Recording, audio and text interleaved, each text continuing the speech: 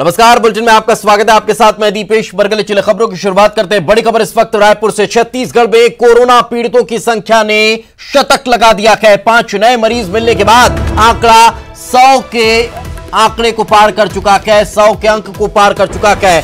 100 ये आंकड़ा पहुंच चुका है। राजनांदगांव में 4 और कोरबा में एक नया मरीज मिला है। एक्टिव मरीजों की संख्या अब छत्तीसगढ़ में 41 पहुंच चुकी है। कुल 100 पीड़ितों में से 59 पूर्ण रूप से स्वस्थ हो चुके हैं, जिन्होंने कोरोना को मात दी और वे घरों के लिए रवाना हुए। लेकिन 41 मरीज अभी भी कोरोना से जंग लड़ रहे हैं। और ज्यादा जानकारी के साथ हमारे सहयोगी अवधेश हमारे साथ जुड़ चुके हैं। अवधेश, क्या ताजा जानकारी इन नए मिले मरीजों के आंकड़े को लेकर? देखिए, जो रायगढ़ माफ कीजिएगा, कोरबा में 1 और राजनांदगांव में जो 4 मरीज मिले हैं, वो पांचों के पांचों दूसरे प्रदेश से आए हुए लेबर हैं, जो मजदूर हैं, श्रमिक हैं। उन्हें क्वारंटाइन करके रखा गया था। उनकी जांच रिपोर्ट पॉजिटिव आई है। मतलब ये कि 5 और ऐसे केस जुड़े हैं जो प्रवासी मजदूरों के आने के बाद जो संक्रमण का खतरा लगातार बढ़ेगा, इस तरह की जो आशंकाएं जताई जा रही थी, उसी के फलस्वरूप यह है कि लगातार तीसरे दिन भी छत्तीसगढ़ में नए मरीजों का मिलना और प्रवासी मजदूरों का होना तीसरे दिन भी लगातार पाया गया। सबसे हैरानी और चिंता की बात यह है कि कोरोना के आंकड़े ने छत्तीसगढ़ में शतक को छू दिया है। अब हम सैकड़े की संख्या में पहुंच चुके हैं। 100 पूरी संख्या इसकी हो चुकी है। एक्टिव मरीज की संख्या 41 हो चुकी है। सर्वाधिक रविवार को 25 मामले एक दिन में सामने आए थे। तो जैसे जैसे समय बीतता जा रहा है दीपेश, वैसे वैसे संक्रमण का खतरा बढ़ते जा रहा है। और इस बात का इल्म सरकार को भी पहले से था और यही वजह है कि स्वास्थ्य मंत्री टी.एस. सिंहदेव ने पहले ही आशंका जताई थी कि जैसे जैसे श्रमिकों का छत्तीसगढ़ आगमन होगा, वैसे वैसे हमको और अधिक सतर्क रहने की आवश्यकता होगी। सतर्कता बरती गई, तमाम इंतजाम किए गए, बावजूद उसके जो पीड़ितों की संख्या है वो लगातार बढ़ते जा रही है। अब हालात पहले तक, रविवार से पहले तक ये माना जा रहा था कि छत्तीसगढ़ भले ही 7 राज्यों की सीमा से जुड़ा हो, मगर हालात नियंत्रण में है। बिल्कुल, कहीं ना कहीं अब ये स्थिति थोड़ी सी गड़बड़ाती नजर आ रही है, लेकिन जो व्यवस्थाएं हैं वो दुरुस्त होने की वजह से इन पर कंट्रोल पाया जा सकता है। बहुत बहुत शुक्रिया अवधेश इस तमाम जानकारी के लिए। रायपुर से ही अगली खबर। क्वारंटीन पर सीएम भूपेश बघेल ने सख्त निर्देश दे दिया है। कोरोना संक्रमण की रोकथाम के लिए सीएम की कवायद लगातार जारी है। क्वारंटीन के नियमों का कड़ाई से पालन कराने के निर्देश सीएम भूपेश बघेल ने दिए गए। सभी जिलों के कलेक्टरों को ये निर्देश जारी किए गए। भूमि पूजन, शिलान्यास, उद्घाटन और सामाजिक समारोह पर रोक अभी भी बरकरार रहने वाली है। साथ के साथ जो नियम क्वारंटीन के हैं, उन्हें कड़ाई से पालन करवाया जाए।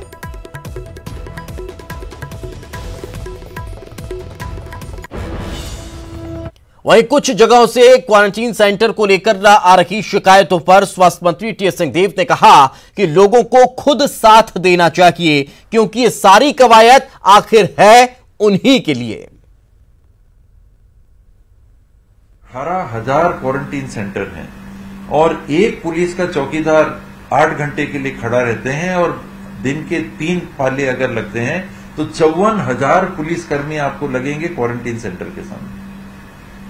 54,000 नहीं है, ये इतनी संख्या ही नहीं है हमारे पास। थानों में कौन बैठेगा, बाकी चीज कौन देखेगा, बाकी प्रबंधन कौन करेगा, स्टेशन में अब लोग आ रहे हैं उनका नियंत्रण कौन करेगा, बाजारों में जो लोग चल रहे हैं उनका नियंत्रण कौन करेगा। इसीलिए हाथ जोड़ के हम लोग नागरिकों से मदद मांग रहे हैं कि आपका सहयोग इसमें लगेगा, आपका चाहिए, क्योंकि किसके लिए व्यवस्था।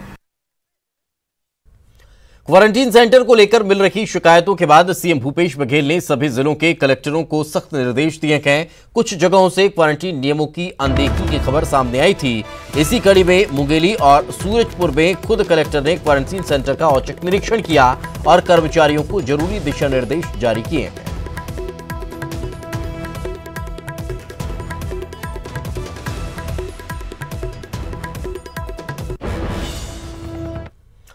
आगे बढ़ते हैं। प्रदेश में राजीव गांधी किसान न्याय योजना का शुभारंभ प्रदेश सरकार करने जा रही है। 21 मई को राजीव गांधी किसान न्याय योजना का शुभारंभ होगा।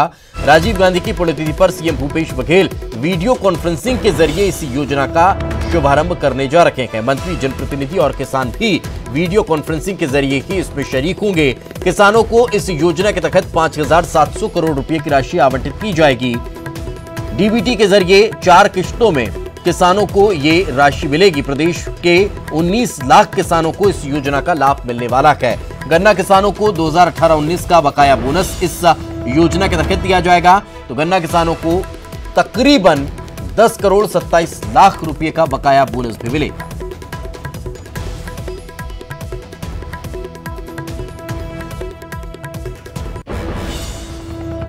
वहीं केंद्रीय जल शक्ति मंत्री गजेंद्र सिंह शेखावत ने वीडियो कॉन्फ्रेंसिंग से मुख्यमंत्री भूपेश बघेल के साथ प्रदेश में जल जीवन मिशन हर घर नल योजना के क्रियान्वयन के संबंध में चर्चा की है। इस मौके पर जल संसाधन मंत्री रविंद्र चौबे, पीएचई मंत्री गुरु रुद्र कुमार समेत अन्य अधिकारी भी मौजूद रखे। ग्रामीण इलाकों के हर घर में वर्ष 2024 तक पाइपलाइन से पानी की सप्लाई की जाएगी।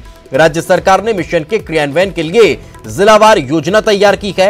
योजना का क्रियान्वयन मिशन मोड में होगा। इसके लिए केंद्र का योगदान 50% से बढ़ाकर 75% करने का आग्रह किया गया। साथ ही बोधघाट परियोजना को केंद्रीय जल आयोग से अनुमति दिलाने की भी मांग इस दौरान हुई है।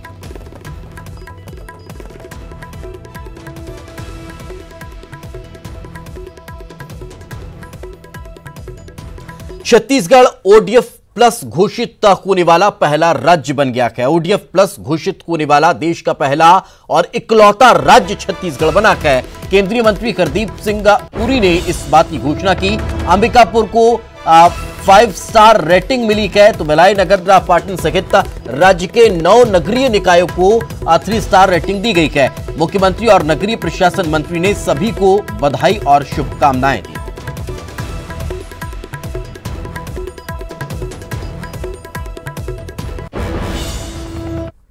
अंबिकापुर ने स्वच्छता के मामले में एक बार फिर से राज्य में टॉप करने के साथ ही देश में अपनी जगह बनाई है। केंद्र सरकार ने कचरा मुक्त शहरों की सूची में अंबिकापुर को 5 स्टार रेटिंग दी है। स्वास्थ्य मंत्री टीएस सिंहदेव ने ट्वीट कर अंबिकापुर नगर निगम, यहां के लोगों और स्वच्छता दीदी को बधाई दी है। वहीं प्रदेश के 9 शहरी क्षेत्रों को 3 और 5 स्टार मिला है, तो 1 स्टार रेटिंग भी कहीं कहीं दी गई है। खुशी की बात भी है, गर्व की बात भी है अंबिकापुर के लिए भी और छत्तीसगढ़ के लिए भी कि 5 शहरों को 5 प्रांतों में 5 स्टार रेटिंग में चयनित किया गया। अंबिकापुर के साथ गुजरात के राजकोट को, मैसूर को, मध्य प्रदेश के इंदौर को और मुंबई के नवी मुंबई को। तो इन शहरों के साथ अगर छत्तीसगढ़ भी खड़ा है, इन राज्यों के साथ अगर छत्तीसगढ़ भी देश में खड़ा है, बराबरी के रेटिंग में खड़ा है, तो वाकई में ये खुशी की बात है। और जिनने मेहनत करके ये उपलब्धि हासिल की है, छत्तीसगढ़ को गौरव दिलाया है, वो वाकई में बधाई के पात्र है। दिल्ली में आज कांग्रेस प्रवक्ता रणदीप सिंह सुरजेवाला ने योगी सरकार पर हमला बोलते हुए कहा कि प्रियंका गांधी मजदूरों की मदद करना चाहती है, लेकिन योगी सरकार को यह पसंद नहीं आ रहा है। इसलिए बीजेपी की सरकार प्रियंका गांधी के इस नेक काम में रोड़ा अटका रही है। करते हुए बेसहारा प्रवासी श्रमिकों के प्रति कांग्रेस पार्टी अपनी जिम्मेदारी निभाते हुए 500 बसें गाजीपुर बॉर्डर गाजियाबाद और 500 बसें नोएडा बॉर्डर से चलाना चाहती है, अनुमति दी जाए। ये पत्र प्रियंका गांधी जी ने 16 मई को लिखा। 48 घंटे तक आदित्यनाथ जी ने मौन धारण करे रखा, एक शब्द नहीं बोला। 48 घंटे के बाद 18 मई को एक पत्र लिख दिया उनके एक सचिव ने, अपर मुख्य सचिव ने, और कहा कि मजदूरों के संदर्भ में हम आपके प्रस्ताव को स्वीकार करते हैं। आप ड्राइवरों की लिस्ट, उनके फोन नंबर और ड्राइविंग लाइसेंस दीजिए। खबर रायपुर से सरकारी कार्यालय खोलने को लेकर नया दिशा निर्देश जारी हुआ है। 50% अधिकारी कर्मचारी की उपस्थिति में अब कार्यालय खुल सकेंगे। सामान्य प्रशासन विभाग ने इसको लेकर आदेश जारी किया है। सभी कलेक्टर और विभाग के अध्यक्षों को यह पत्र जारी किया गया है। पहले 1/3 कर्मचारियों के साथ ऑफिस खोलने की अनुमति मिली थी और अब 50% इस संख्या को बढ़ाया गया है।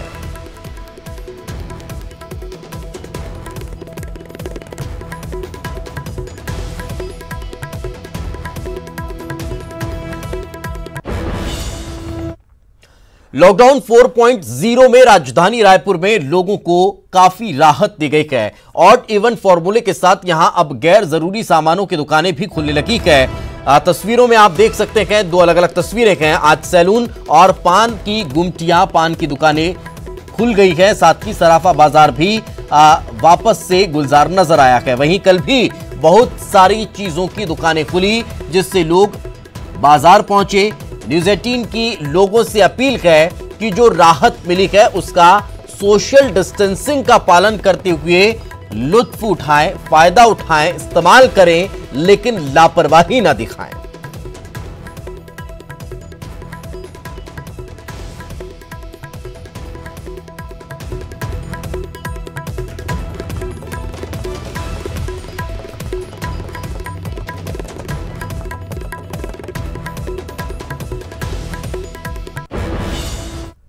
लॉकडाउन के चलते राजधानी रायपुर में करीब 2 महीने बाद ब्यूटी पार्लर और सैलून खुले।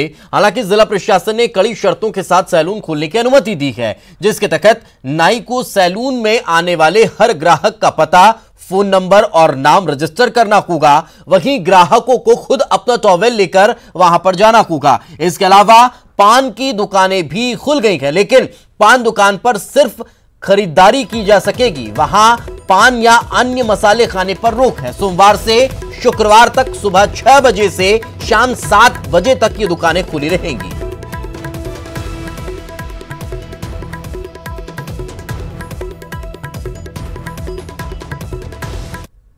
फोर में व्यापारियों को एक और राहत देते हुए आज से तमाम पान दुकानें, ब्यूटी पार्लर्स और सैलून खुल गई हैं। और जिस तरह से आज दुकानें खुली हैं, उसके बाद से दुकानों को संवारने का काम जारी है। लॉकडाउन के दौरान ये तमाम दुकानें बंद थी और जिस तरह से सैलून, ब्यूटी पार्लर्स भी खोलने के निर्देश यहां पर जिला प्रशासन द्वारा दिए गए हैं।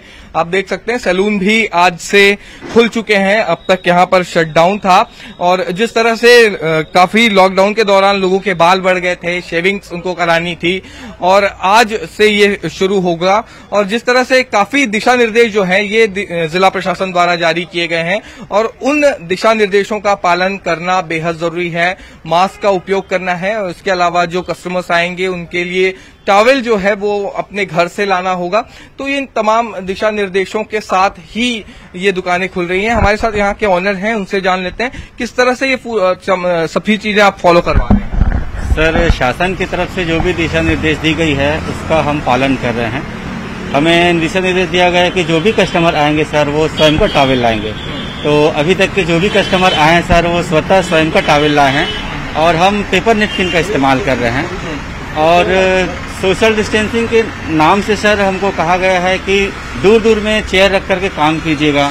रजिस्टर मेंटेन करने के लिए कहा गया है, रजिस्टर मेंटेन कर रहे हैं और कस्टमर का नाम और मोबाइल नंबर लिख रहे हैं। इस प्रकार हम उसके दिशा निर्देश का पालन कर रहे हैं। तो पूरी तरह से दिशा निर्देश का पालन करते हुए आज से सैलून खुले हुए हैं और जिला प्रशासन ने पहले ही कह दिया है कि इन तमाम निर्देशों का पालन करने के बाद ही यहां पर सारी दुकानों को खोलने की अनुमति होगी। कैमरा पर्सन इमरान कुरैशी के साथ देवव्रत भगत, न्यूज़ 18 रायपुर। राजधानी में आज से सराफा और इलेक्ट्रॉनिक मार्केट भी खुल गए हैं। 60 दिनों बाद आज सराफा बाजार में रौनक लौटी। ऑड इवन फॉर्मूले के साथ हफ्ते में केवल 2 दिन ही सराफा की दुकान खुली रहेंगी। व्यापारियों का कहना है कि 2 महीने में कारोबार पूरी तरह से ठप हो चुका है और अब उन्हें नए सिरे से मेहनत करनी होगी। साथ ही जिला प्रशासन द्वारा दिए निर्देशों का भी पालन करना होगा। महामारी से बचने के लिए ऑड इवन के तर्ज पे सराफा बाजार को खोलने की अनुमति केंद्र और राज्य सरकार ने दी है। कलेक्टर से चर्चा के उपरांत 2 दिन इस साइड की दुकानें खुलेगी और 2 दिन उस साइड की दुकानें खुलने का नियम लिया गया है। हर दुकानों में सैनिटाइज रखा गया है और ये मार्क शीट के साथ में हम लोग ग्राहकों को वेलकम कर रहे हैं। सोशल डिस्टेंसिंग का ध्यान रखते हुए अपने दुकान से आधे स्टाफ को कम कर दिए हैं और जितने भी ग्राहक यदि मान लो ज्यादा आते हैं तो उनको बाहर में वेटिंग की व्यवस्था दी गई है और सोशल डिस्टेंसिंग का पालन करते हुए दुकान को, कारोबार को आज से फिर से प्रारंभ किया गया है। ब्रेक के बाद एक बार फिर आपका स्वागत है। प्रदेश में मुख्यमंत्री सहायता कोष में राशि जमा करवाने को लेकर सूबे की सियासत गर्मा गई है। सत्ताधारी दल छत्तीसगढ़ कांग्रेस के प्रमुख प्रवक्ता सुशील आनंद शुक्ला ने सीधे बीजेपी सांसदों पर आरोप लगाते हुए कहा कि बीजेपी सांसदों ने मुख्यमंत्री सहायता कोष में 1 रुपये की भी राशि को जमा नहीं किया है, जिस पर बीजेपी ने कांग्रेस के आरोपों पर पलटवार किया है। हमने पीएम केयर में योगदान दिया, मोदी जी के सामने अपनी वाहवाही करने के लिए। यह दुर्भाग्य है। आपको मत किसने दिया? छत्तीसगढ़ की जनता ने। आपने वोट किससे मांगा? छत्तीसगढ़ की जनता से। तो आपका पहला दायित्व बनता है कि आप छत्तीसगढ़ की जनता के हित के लिए काम करें। मुख्यमंत्री राहत कोष में यदि आप योगदान करते या अपने क्षेत्र की जनता के हिसाब से, योजना के हिसाब से आप राहत के लिए मदद पहुंचाते तो उसका सीधा लाभ मिलता। आपने क्या किया? प्रधानमंत्री राहत कोष में मदद किया। तो कहीं न कहीं यह सौतेला व्यवहार है। इससे आपका यह आचरण साबित हो गया कि आपकी दलीय प्रतिबद्धता अपने क्षेत्र की प्रतिबद्धता से अधिक है। 20 लाख करोड़ की राशि आसपास आज घोषित हुई, उसमें सभी छत्तीसगढ़ भी है। यहाँ के बहुत सारे मजदूर हों, कृषक हों, अन्य वर्ग के हों और छोटे व्यापारी हों, सबको उसका लाभ मिल रही है। तो कुल मिला के भाई जो भारत सरकार के पास जो जमा होता है राज्यों को ही वो मिलता है। इस प्रकार के जो बातें कहना बिल्कुल या नरगल बातें है कि केंद्र सरकार कहीं खर्च नहीं कर रही है, लेकिन अपने राज्य सरकार क्या करे। अभी तक तो जो हमको जानकारी पूरा केंद्र सरकार के ही जो फंड से अधिकतर जगह की व्यवस्था और ये संचालित हो रही है। कोंडागांव में केशकाल पुलिस ने राजधानी रायपुर से किराना का सामान लेकर जा रखे ट्रक को पकड़ा है। ट्रक की तलाशी के दौरान 16 पेटी गुटखा और 10 कार्टून गुटखा बरामद किया गया।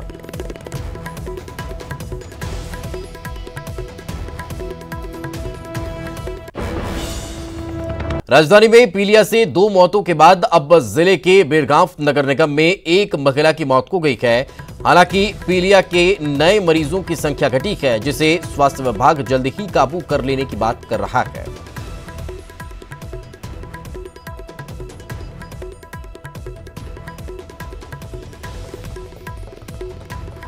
अन्य राज्यों के फंसे मजदूरों को लेकर सरकार ने बड़ा फैसला लिया है। 3 राज्यों के फंसे मजदूरों को उनके घर छत्तीसगढ़ सरकार भेजने का काम करेगी, जिसमें झारखंड, ओडिशा और पश्चिम बंगाल के मजदूरों के लिए ट्रेन की व्यवस्था की गई है। सीएम भूपेश बघेल की पहल पर ये श्रमिक सुपर फास्ट ट्रेनें चलाई जाएंगी।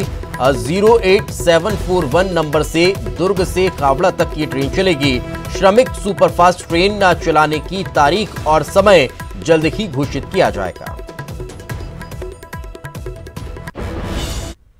लॉकडाउन के चलते छत्तीसगढ़ में फंसे उत्तराखंड और हिमाचल प्रदेश के प्रवासी मजदूरों को उनके गृह राज्य ले जाने के लिए 20 मई को बिलासपुर से हरिद्वार के लिए स्पेशल ट्रेन रवाना होगी। यह ट्रेन बिलासपुर से खुलने के बाद भाटापारा, रायपुर और दुर्ग स्टेशन पर रुकेगी, जहां से उत्तराखंड और हिमाचल प्रदेश के प्रवासी मजदूर अपने राज्य जा सकेंगे।